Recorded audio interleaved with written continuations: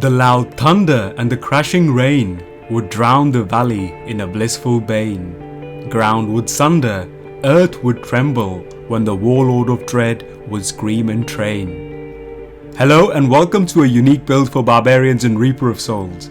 Everything has its place. Some builds are meant for Greater Rift, whilst others are meant for flash farming.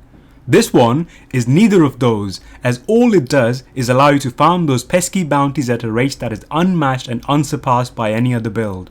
Farming bounties will be an event that will be of utmost importance in the coming patch, where crafting materials are near essential for the success of your character. So don't feel discouraged about doing those long bounties, as this build makes a quick work of everything, level 2 runs included. In part 1, we will look at the gear requirement of this build. Please note that to gear such Barbarian requires specialized gear, so this is not a starter build but a midway build that excels your bag farming experience once all items are present. So the first requirement is a 6-piece Wrath of the Waste set along with 2-piece bullcap hearse. Now I know what you're thinking now, this is just a whirlwind build. And yes, you'll be partially right, but let's move on for now. Next up are War Chain Arm Guards, followed by Avarice Band and Richel's Ring of Larceny. Your belt slot will be occupied by Chilinix Chain and your amulet slot is free. 2 core gems are needed for this build and both must be at least level 25 to make your Barbarian fly.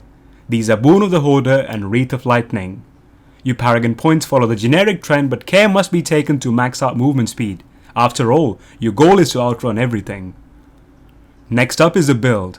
Your primary skill is Whirlwind with Hurricane, followed by Threatening Shout, Terrify. Warcry with Impunity is a good addition, along with Sprint Marathon for, you guessed it, Spin Madness. Final 2 active skills are Battle Rage with Marauder's Rage and Overpower with Killing Spree. Passives are Unforgiving, Brawler, Ruthless and Weapon Master for all out offense. With basics done and dusted, let's talk about what makes this build different from a standard Whirlwind Barb. The focus of this build is entirely based on movement speed.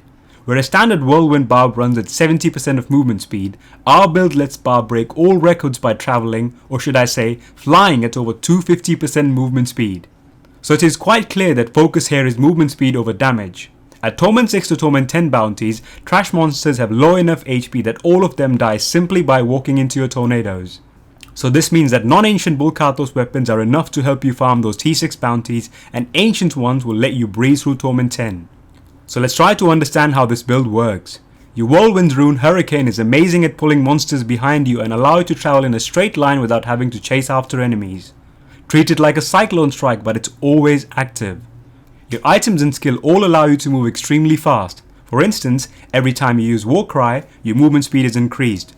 Every time you shout, it's increased further thanks to Richel's Ring. If you kill a monster and you pick up gold, you move faster.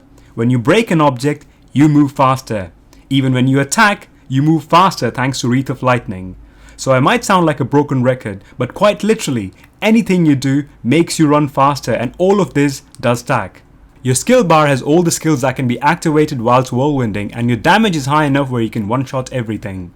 Even my beginner barb with 1 million sheet damage can one-shot every trash mob on bounties and even T6 rifts. So stop walking and start flying with this build so appropriately named Marauder's Stride. This has been the Holy Hermit for you. Take care and remember to look up when running in the wind. You never know when you may sprout those wings.